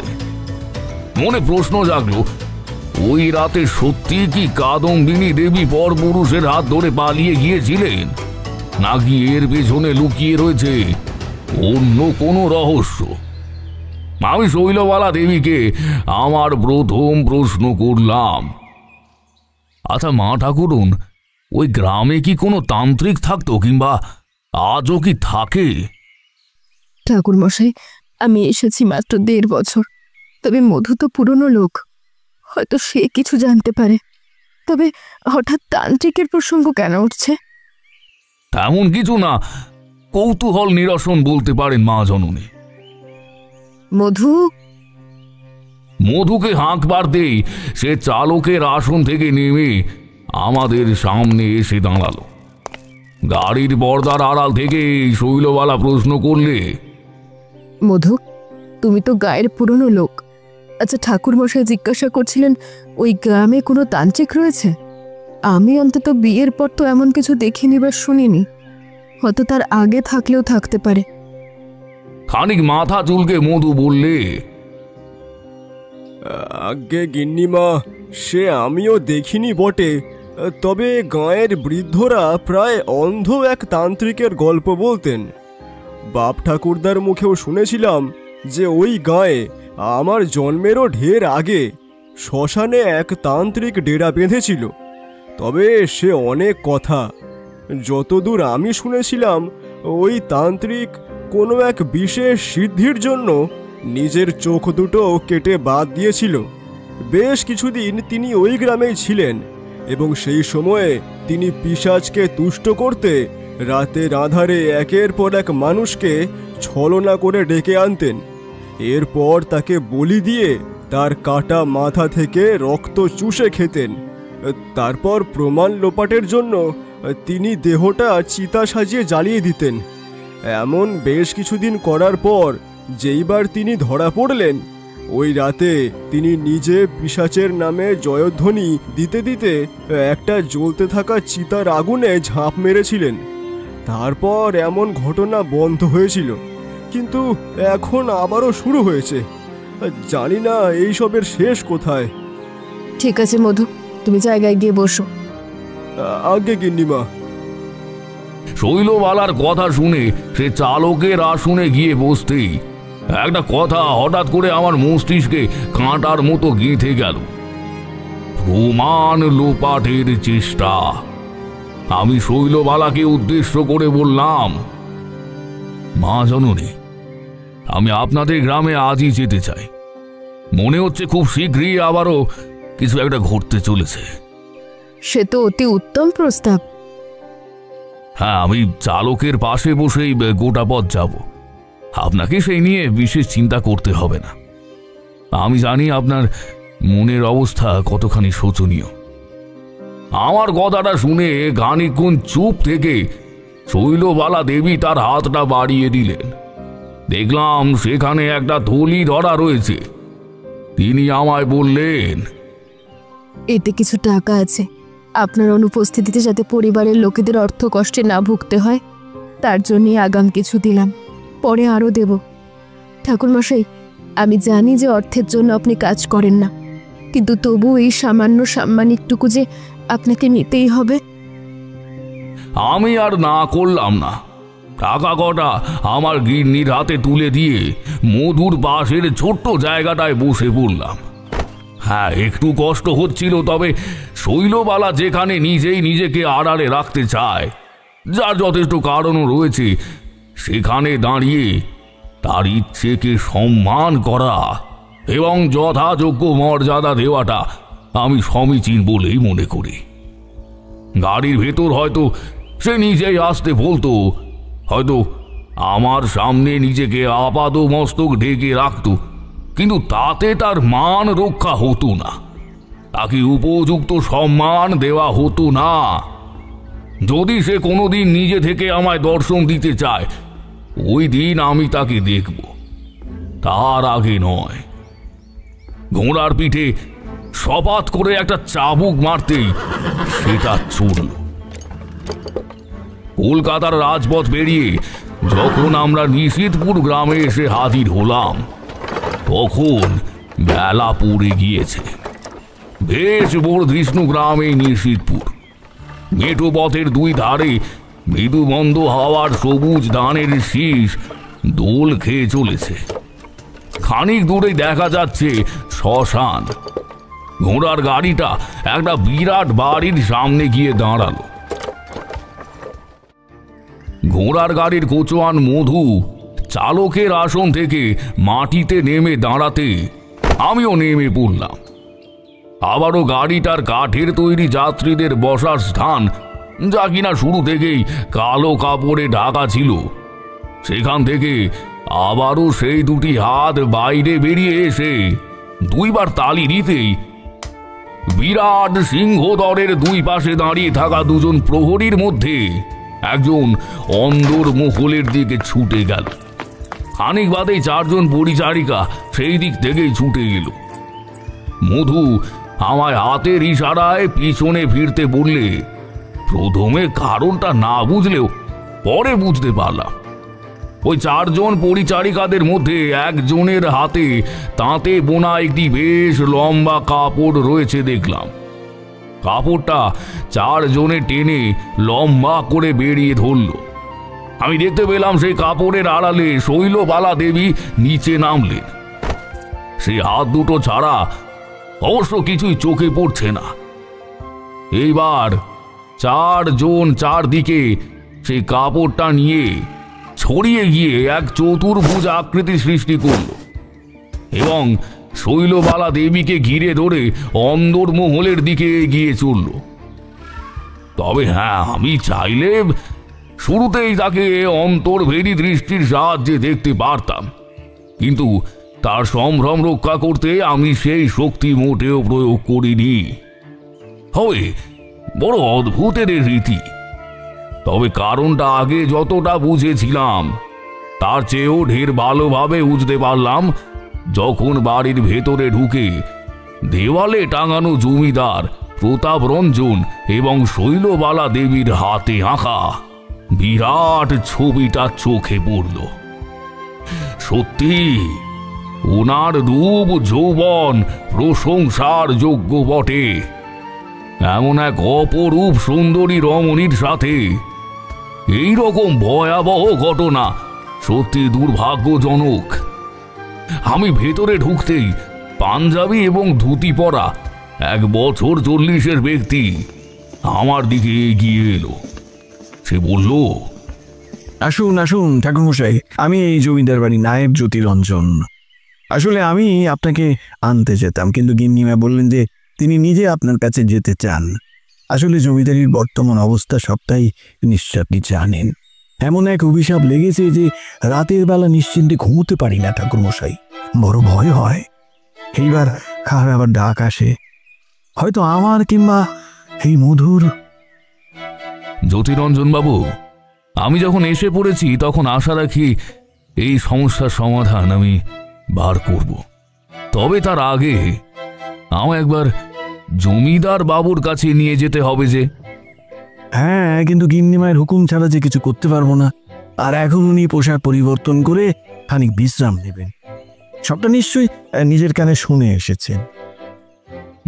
তা শুনেছি বটে, তবে এই মুহূর্তে আমায় শুরু থেকে সবটা শুরু করতে হবে। তার জন্য আমায় জমিদারের ঘরে যেতেই হবে। হাতে সময় বড় কম। বেশি দেরি করলে হয়তো আজও কারোর প্রাণ চলে যেতে পারে। সরলার স্বামীকে জিজ্ঞেস করে বিশেষ কোনো লাভ হবে না বলেই আমার বিশ্বাস। এই গোটা মরণযজ্ঞে জমিদারের প্রত্যক্ষ বা পরোক্ষভাবে ভূমিকা রয়েছে, এটা আমার বিশ্বাস। আমার তার সাথে কথা বলাটা বিশেষ প্রয়োজন।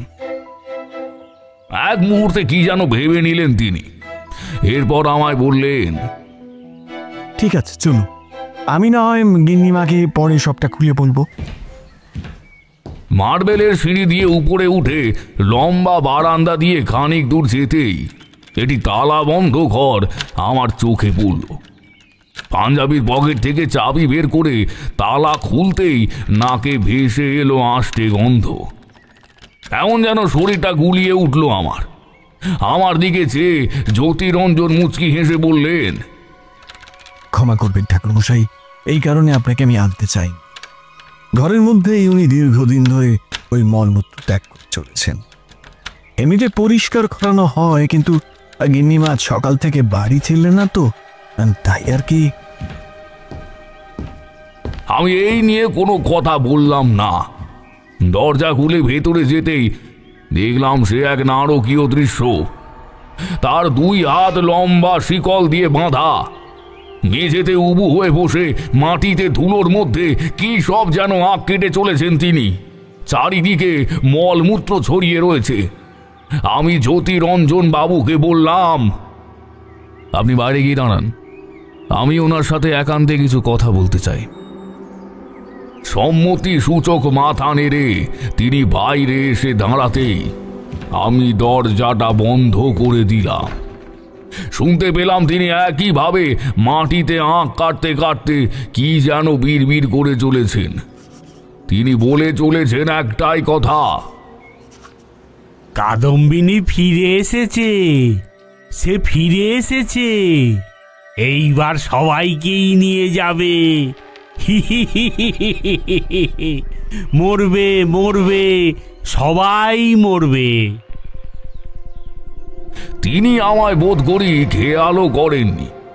আমি খানিক কাছে গিয়ে তাকে প্রশ্ন করলাম, জমিদার বাবু, কে ফিরে এসেছে? কি হয়েছে আপনার? আমার দিকে চোখ তুলে তাকিয়ে কোনো এক অজানা কারণে ওই উবু হয়ে বসা অবস্থাতেই ব্যাঙের মতো লাফাতে লাফাতে কয়েক পা পিছিয়ে গিয়ে আমার দিকে চেয়ে বললেন, কে কে তুই? তোকে কাদম্বিনী পাঠিয়েছে, তাই না? তাই না? না জমিদার বাবু, কেউ পাঠায়নি, আমি নিজেই এসেছি। কিন্তু কিন্তু এই আপনার কি অবস্থা? ও ও মেরে ফেলবে, আমাকে আমাকে শেষ করে ফেলবে। কে মেরে ফেলবে আপনাকে জমিদার বাবু? আপনি কার কথা বলছেন? কাদম্বিনী, ও ও আমার স্ত্রী কাদম্বিনী। কিন্তু সে তো পরপুরুষের হাত ধরে বহু বছর আগেই পালিয়ে গিয়েছে। তাহলে সে কি আবার ফিরে এসেছে? না না না না, ও ও পালিয়ে যায়নি। ও ও আমি জানি, আমি জানি তোকে সেই পাঠিয়েছে। ওই কালনাগিনী মরে গিয়েও আমায় শান্তি দেবে না। মরে গিয়ে? মানে? তার মানে আপনার প্রথম পক্ষের স্ত্রী মারা গিয়েছে, আর সেটা আপনি জানেন? শিকলে ঝনঝন শব্দ তুলে তিনি রাগে গর্জন করে বলে উঠলেন, কে কে মারা গিয়েছে? কেউ মারা যায়নি, কেউ না। কিন্তু আপনি এক্ষুনি যে বললেন সে মারা গিয়েছে। ওহো, বলেছে বুঝি? বলেছি বলেছি, বেশ করেছি, কিন্তু তোকে আমি কিছু বলবো না। না না, কিছু বলবো না। আমি দেখলাম এইবার একটাই উপায়। আমি ধীর পায়ে তার দিকে এগিয়ে গেলাম। চারিদিকে মলমূত্র ছড়িয়ে রয়েছে, যার বিশ্রী উগ্র গন্ধ আমার নাকে এসে ঠেকছে। আমি তবুও সবকিছু উপেক্ষা করে তার কাছে গিয়ে হাঁটু মুড়ে বসে তার কপালের ঠিক মাঝে আমার বুড়ো আঙুল রেখে চোখ বন্ধ করে বিড়বিড় করে মন্ত্র পড়তে লাগলাম।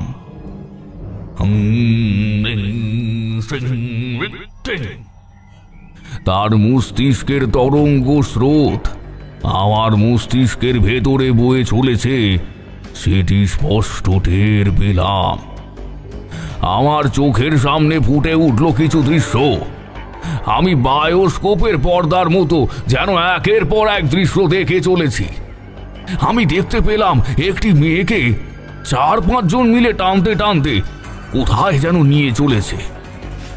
দেখতে পেলাম এই বাড়িটার বাগানের মধ্যে দিয়ে খানিক দূর গেলে আরো একটি ঘর পড়বে। সম্ভবত সেটি নাচমহল। সেই বাড়িটার ভেতর দিয়ে পূব দিকে একটি সরু গলিপথ চলে গিয়েছে। সামনে খাড়াই নিরের দেওয়াল।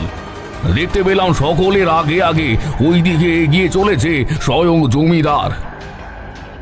খানিক দূর যাওয়ার পর ওই দেওয়ালের গায়ে একটি বিশেষ জায়গায় হাত দিতেই ঠুং শব্দ করে একটি গর্ত দেখা গেল। পকেট থেকে এক গোছা চাবি বার করে তার মধ্যে থেকে একটি চাবি সেখানে প্রবেশ করাতে ঘর ঘর শব্দ করে দেওয়ালটা দুই দিকে সরে গেল। একটা গুপ্ত ঘর। মেয়েটিকে সেখানে আছড়ে ফেলে জমিদার বাবু তার পেটে লাথি মারতে মারতে বলে চলেছেন,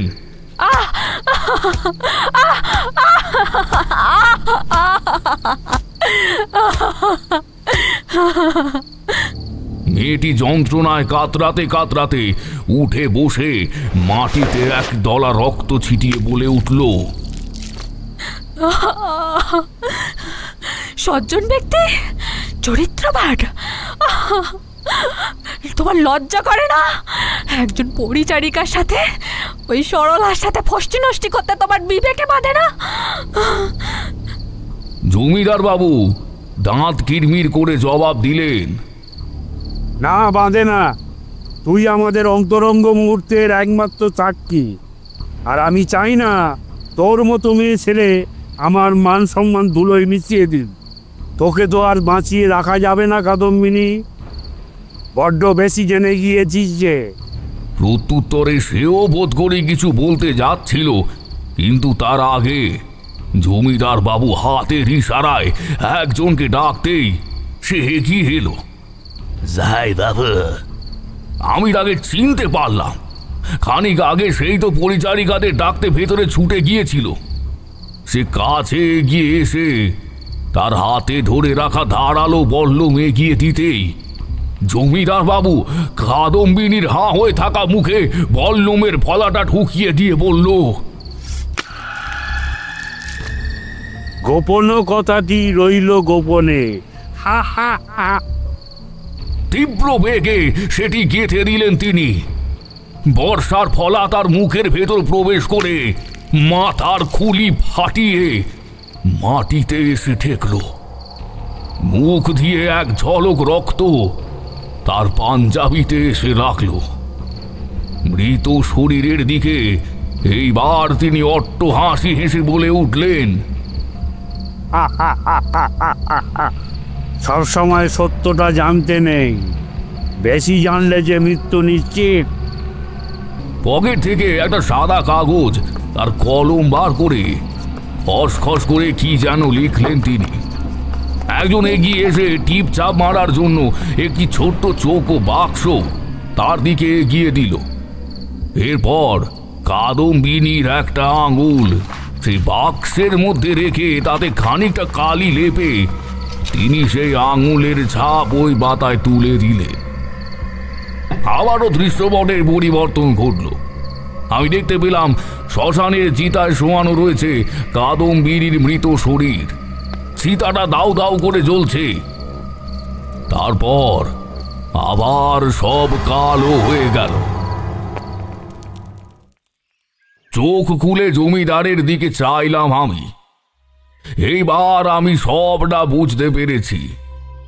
কাদম্বিনী জমিদার বাবুর সাথে সরলার গোপন প্রণয়ের কথা জেনে গিয়েছিল।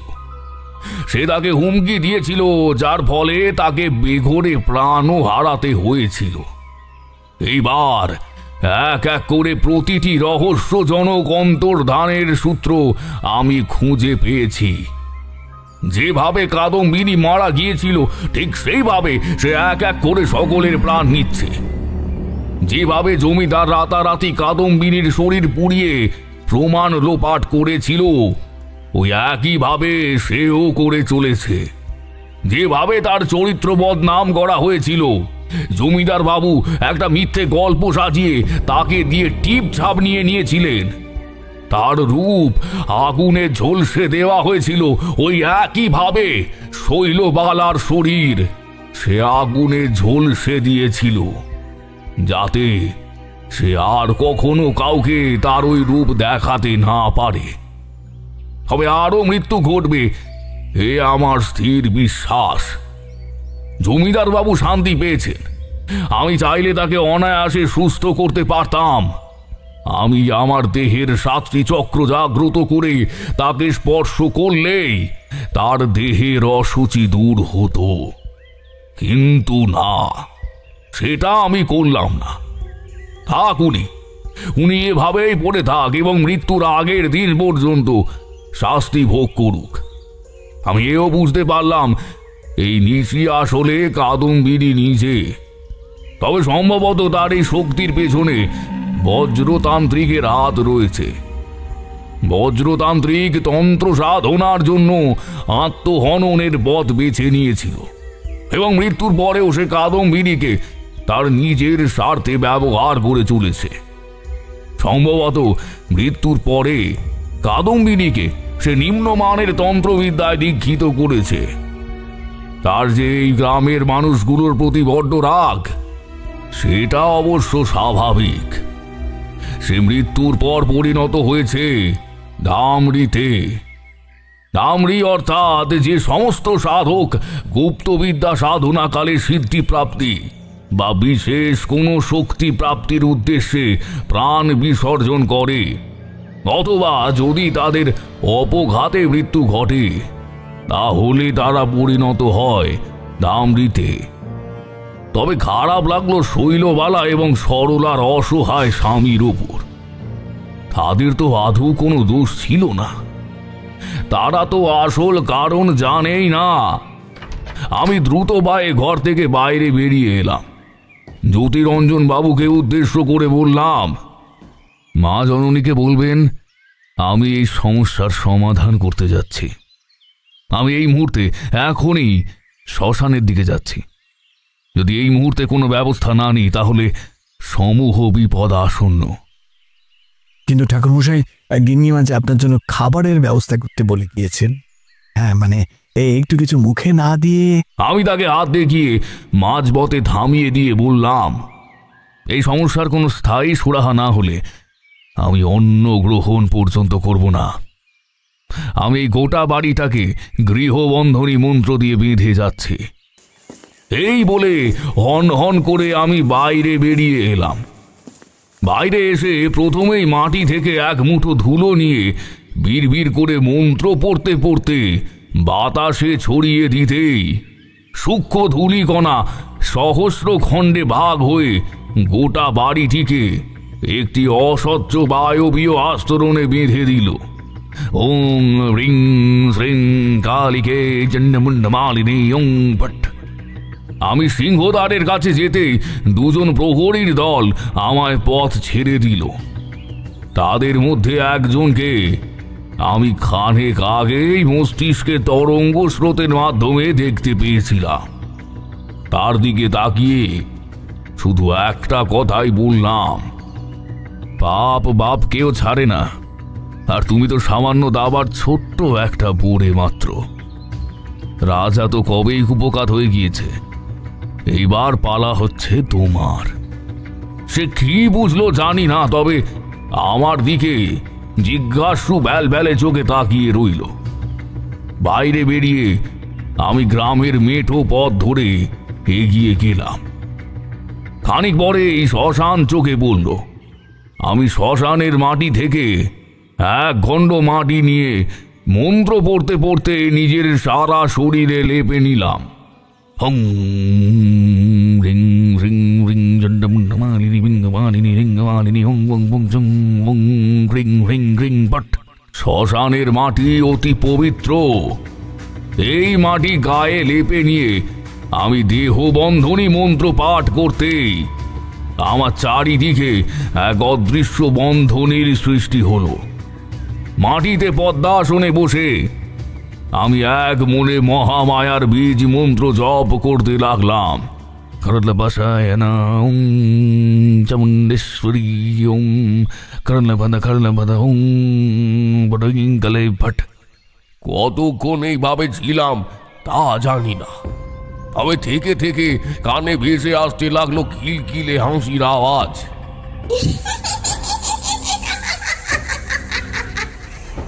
চারিদিক থেকে চাপ চাপ কালো অন্ধকার হিংস্র সাপদের মতো আমার দিকে এগিয়ে আসতে লাগলো। ততক্ষণে আকাশে সূর্যাস্তের লাল আবির ছড়িয়ে পড়েছে। বাতাসে ভেসে আসছে মাংস পচা উগ্র গন্ধ। ধীরে ধীরে আমার শরীর থেকে অদ্ভুত এক চোখ ধাঁধানো আলো ঠিকরে বেরিয়ে আসতে লাগলো। মাথার ভেতরে শুনতে পেলাম এক নারী কণ্ঠ। সে আমায় বলছে, কোনো কোনো যুদ্ধ শুধুমাত্র বিজয়ের জন্য হয় না, বরং ন্যায় প্রতিষ্ঠা এবং সঠিক বিচারের জন্যও হয়। তুমি নির্বাচিত হয়েছ এই তন্ত্রের যুদ্ধে। তোমার স্বয়ং আমি এত দূর ডেকে এনেছি, কারণ এটাই যে বিধাতার নিয়ম। তবে সাবধান, কাদম্বিনী যেন বিচার পায়। তাকে তুমি মুক্তি দিও তারানাথ। বেচারি যে মৃত্যুর পরও ব্যবহৃত হচ্ছে। আমার আশীর্বাদ সবসময় তোমার সাথে রয়েছে। বুঝতে পারলাম খানিক আগে স্বয়ং মা আমায় নির্দেশ দিয়ে গেলেন, তবে সশরীরে অবতীর্ণ হলেন না, কারণ তিনি চান যাতে এই লড়াই আমি একাই লড়ি। কোনো দৈব অনুগ্রহ ছাড়া এই লড়াই যে আমায় লড়তেই হবে। খানিক বাদে তীব্র বেগে ধুলোর ঝড় উঠল। আমি মাটি থেকে খাড়া হয়ে নিজেকে প্রস্তুত করে নিলাম। আমি দেখতে পেলাম পাক খেতে থাকা রাশি রাশি ধুলো চক্রাকারে এদিকে এগিয়ে আসছে। নিভে যাওয়া চিতাগুলোতে হঠাৎ দাউ দাউ করে আগুন জ্বলছে। চাপ চাপ জমাট বাঁধা অন্ধকারে ফুটে উঠেছে কতগুলো সাদা আলোক বিন্দু। হঠাৎ সেই ঝড়ের মাঝে দেখতে পেলাম এক জটাধারী সন্ন্যাসী হাওয়ায় ভাসতে ভাসতে এদিকে এগিয়ে আসছে, আর তার ঠিক পিছনে এক নারী। ভয়ঙ্কর দর্শন সেই নারীর। সারা শরীর থেকে মাংস গলে গলে পড়ছে, তার চামড়া পুড়ে গিয়ে সাদা কঙ্কালের সাথে একেবারে লেপ্টে গিয়েছে। চোখের মণি দুটো ঢেলে বাইরে বেরিয়ে এসেছে। তান্ত্রিক ভয়ঙ্কর গর্জন করে বলে উঠল, তুই তোর স্পর্ধা তো কম নয়। আমার সাধন ভূমিতে পা রাখার সাহস তোর হলো কি করে? জানিস আমি কে? ততক্ষণে সেই জমাট বাঁধা অন্ধকার থেকে এক এক করে বেরিয়ে এসেছে হিংস্র পিশাচের দল।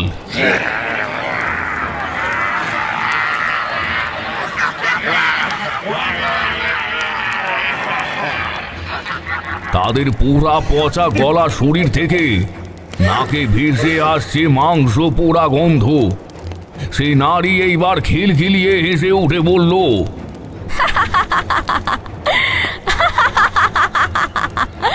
তান্ত্রিক, হ্যাঁ, নিম্নমানের তন্ত্র সাধনা করে তুই আমাদের হারাবে ভেবেছিস?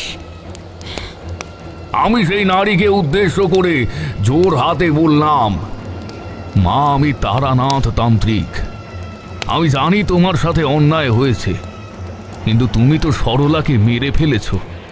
জমিদার বাবুও বেঁচে থেকে নরকের জীবন কাটাচ্ছেন, তাহলে আর তোমার কিসের আক্রোশ? হ্যাঁ, এখনো কিছু লোক বেঁচে রয়েছে বটে, তবে আমি তাদের আইনের হাতে তুলে দেব। সে রাগে গর্জে উঠে বলল,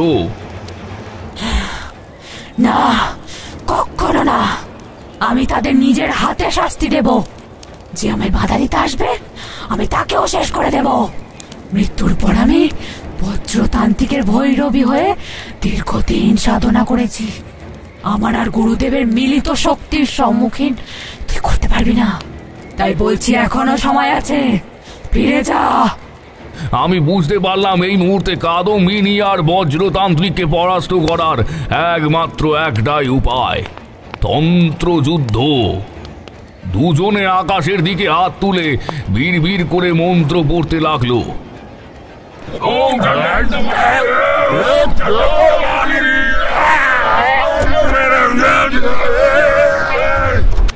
খানিক বাদেই তাদের হাতের মাঝে ফুটে উঠল এক বেগুনি আলোক বলয়।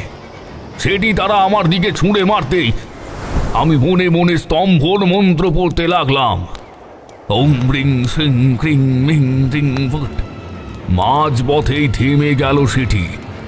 এরপর আমি বিপরীতমুখী প্রতিক্রিয়া মন্ত্র জপ করতেই এই দুটো আলোক বলয় মুহূর্তের মধ্যে তাদের শরীরে আছড়ে পড়তেই তাদের সারা শরীর দাউ দাউ করে জ্বলে উঠল। ওম রিং সিং ক্রিং মিং রিং ফট। আসলে অশুভ শক্তিকে সহজে পরাজিত করতে হলে তাদের শক্তি তাদের দিকেই নিক্ষেপ করতে হয়। সবচেয়ে সহজে তাদের পরাজিত করা যায়। আমাদের ভেতরেও এমন অশুভ সত্তা রয়েছে যাদের আমরা প্রতিনিয়ত নিয়ন্ত্রণ করতে থাকি। আমি 2 হাত শূন্যে তুলে মন্ত্র উচ্চারণ করতে করতে তাদের জ্বলতে থাকা দুটি শরীর শূন্যে তুলে ধরলাম। হং রিং রিং রিং জন্ডমালিনী বিন্দমালিনী রিঙ্গমালিনী হং বং বং জং বং রিং রিং রিং বট। ধীরে ধীরে তারা হাওয়ায় ভাসতে ভাসতে এগিয়ে গেল জ্বলন্ত চিতাগুলোর দিকে। এরপর মন্ত্র শক্তির বন্ধন মেরে দিতেই তারা একে একে পর পর জ্বলতে থাকা দুটি চিতায় আছড়ে পড়ল। সাথে সাথে কানে ভেসে এলো তাদের তীক্ষ্ণ আর্তনাদ।